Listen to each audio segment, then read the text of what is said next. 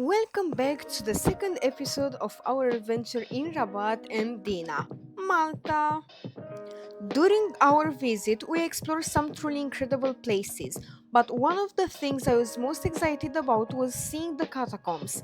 They were absolutely extraordinary. Walking through these ancient underground passages and seeing places that had been used centuries ago was an unforgettable experience. I had been really excited to see the catacombs, and they definitely did not disappoint. There was something mysterious and fascinating about being surrounded by so much history, and I was happy that I finally got a chance to experience them. So, let's go back to Rabat and Mdina and discover the incredible places we visited on this part of our journey.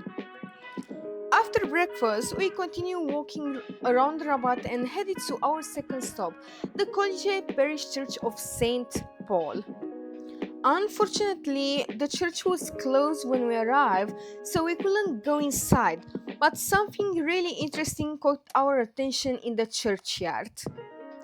In the churchyard, you can find a statue with Mary Magdalene, and few steps away, the chapel of Saint Mary Magdalene. There is a local story suggesting that Mary Magdalene may have passed through Malta on her journey towards France, since the island was located along Asian maritime routes connecting the Middle East and Europe.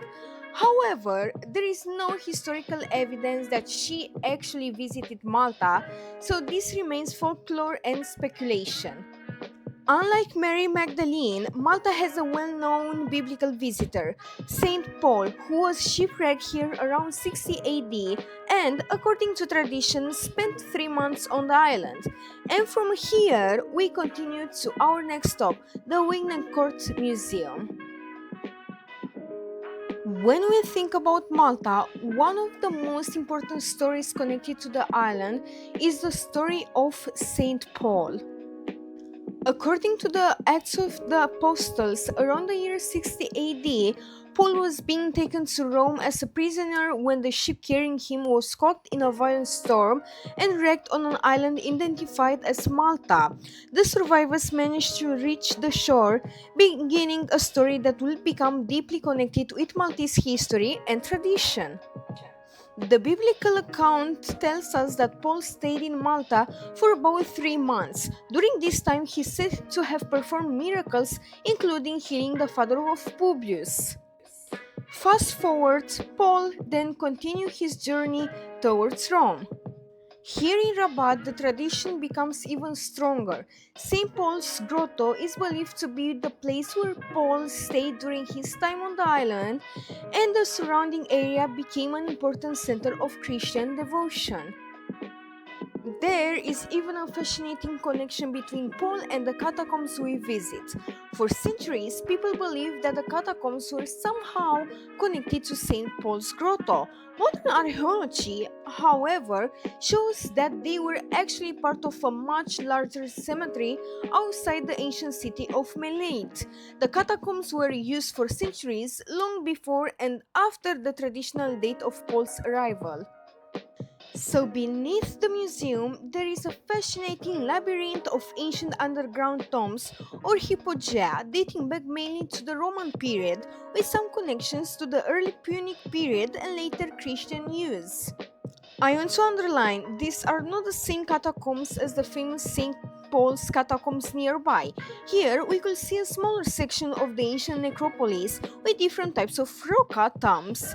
Some had beautiful architectural details, including baldacchino tombs, window tombs, and small loculi carved directly into the soft limestone. Some of the tombs were unfortunately looted over time, but you could still see the shapes and details of the burials. So, under the Wignacourt Museum, we discovered ancient Punic and Roman tombs, later Christian catacombs, and even World War II shelters, centuries of history hidden underground. Is someone dead? Wait, keep it. I wanna see better. Keep a bit.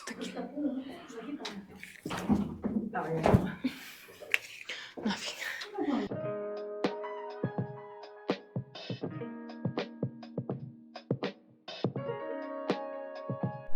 Here are, they were putting the bodies. Okay, this is somewhere, I think,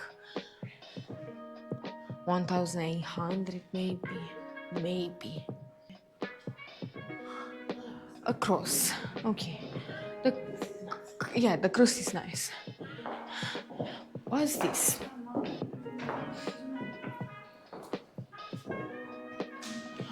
What are those? The infern. Speranța voi che entrate. It's the verse from the Dante Inferno.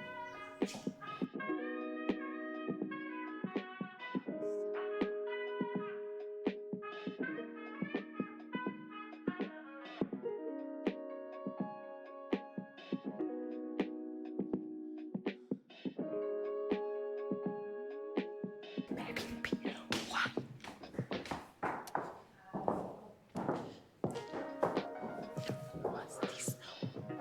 What's this? It's the culture. It's scary, but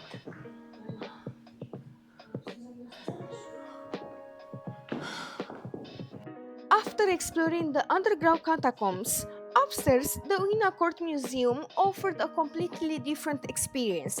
With beautiful religious paintings and artworks, the collection reflects Malta's strong Catholic heritage with scenes of saints, biblical stories, and richly detailed Baroque style works. From above, you can really appreciate just how incredible Medina and Rabat are. The ancient walls of Mdina surround what was once the heart of Malta's medieval capital, while Rabat stretches out beside it, filled with churches, historic buildings, and archaeological sites hidden among the modern streets. Looking at these two cities from the sky, you can see how closely connected they are. For centuries, they started the same history, from the ancient Roman settlement of Melit to the medieval city of Mdina and the development of Rabat outside its walls. What made this view even more fascinating is how much history is still hidden beneath the streets. After spending some time exploring Rabat, we started walking towards Mdina, one of those places where the closer you get, the more it feels like you're leaving modern Malta behind. As we walked towards the ancient city, the atmosphere slowly changed. The streets became quieter, the buildings older, and the massive limestone walls of Medina started to appear in front of us. But Medina's story is much more complicated than simply being an old fortified city. During the early medieval period, Malta went through a major transformation. After the end of Byzantine rule, the island came under Arab influence, and archaeological discoveries in Medina have helped researchers understand what life was like here during the 9th and 10th centuries. Evidence from excavations includes pottery and remains that tell us about everyday life, trade, and the relationship between the city and the surrounding countryside. And as we continue walking, I started noticing something that makes Medina so special. The city doesn't feel like a museum. People still live here, cars occasionally pass through, and behind these ancient facades, there is still everyday life. The limestone itself also gives Medina its unique appearance.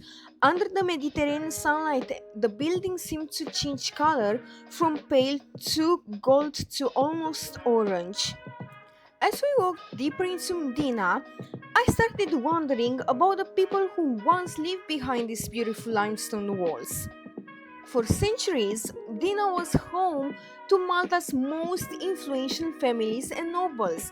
Some families claim origins connected to Norman, Sicilian, and Spanish rulers, and one of the names strongly associated with medieval Medina was the Inguanes family. Their coat of arms can still be seen connected with the city's history. But Medina isn't only about noble families and beautiful places, it also has its dark stories. Local folklore has long given the silent city an almost mysterious atmosphere.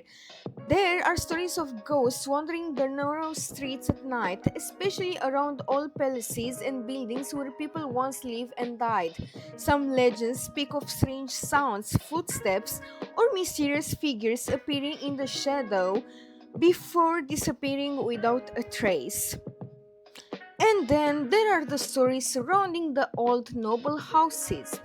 According to local tales, some families supposedly kept secrets inside their palace, hidden rooms, underground passages, and stories that were never meant to be told outside the family.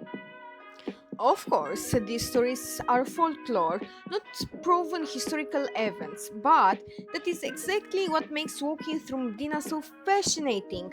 You're not only looking at old buildings, you're walking through a city where generations of people lived, loved, fought, died, and left behind stories that continued long after they were gone.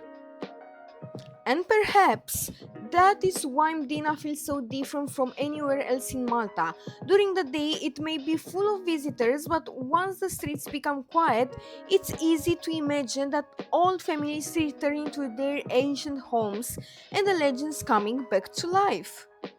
One of the quieter and more fascinating places we visited in Medina was the St. Peter's Monastery Museum. Hidden behind the streets of the silent city, this monastery gives you a glimpse into a completely different side of Malta's history. The private world of religious women who lived here away from the outside world.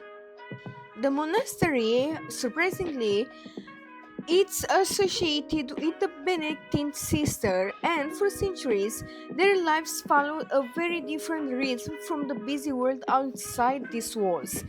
Their days were centered around prayer, work, and community life, with much of their existence taking place inside the monastery itself. What I really found fascinating was the most museum doesn't simply show religious objects. It also allows visitors to see the actual spaces connected with monastic life.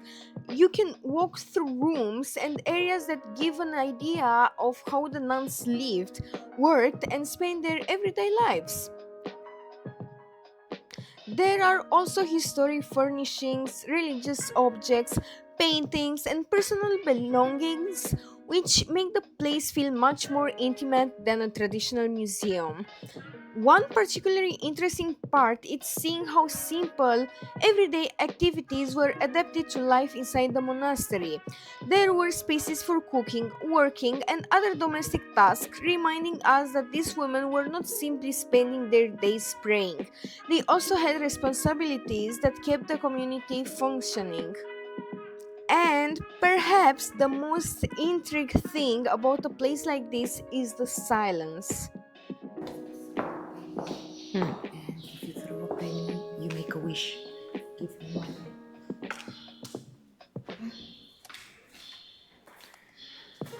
Look at the tail.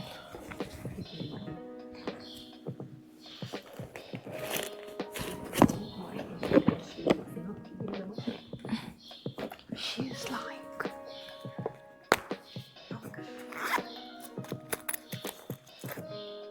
2 euros.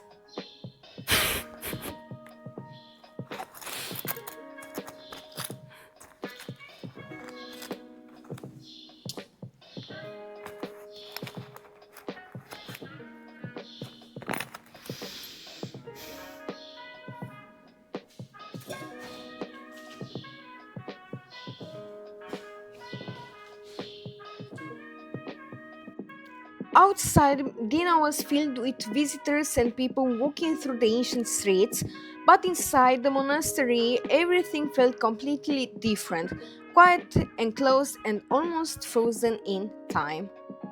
And of course, we couldn't explore Medina without meeting some of its cutest residents, the cats. They seem completely at home among the ancient limestone streets, calmly watching everyone pass by. With their relaxed attitude and the beautiful old city around them, they somehow fit perfectly into the atmosphere of Medina. After spending so much time exploring the incredible streets of Medina, it was finally time to leave the silent city behind. But I wasn't ready to stop exploring just yet. After leaving Medina, I walked alone towards Howard Gardens, one of the green spaces just outside the city walls, and honestly, it felt like stepping into a completely different world. After spending hours surrounded by stone and history, suddenly there were trees, open spaces, fresh air, and a much more peaceful atmosphere. And then I discovered one of my favorite things about this place: the cats! There were cats absolutely everywhere, and some of them were incredibly playful. They seemed completely comfortable around people, and a few more than happy to come over and say hello. But Howard Garden isn't just a place to see cats, it's also somewhere people can simply slow down and enjoy their day. And that was our day exploring Rabat and Mdina in Malta. From incredible catacombs and ancient history to beautiful streets, fascinating museums, playful cats, and peaceful gardens, this day gave us a little bit of everything. I hope you enjoyed discovering these places with us and maybe even found something new that you would like to see for yourself. Thank you so much for watching, and I'll see you in the next adventure!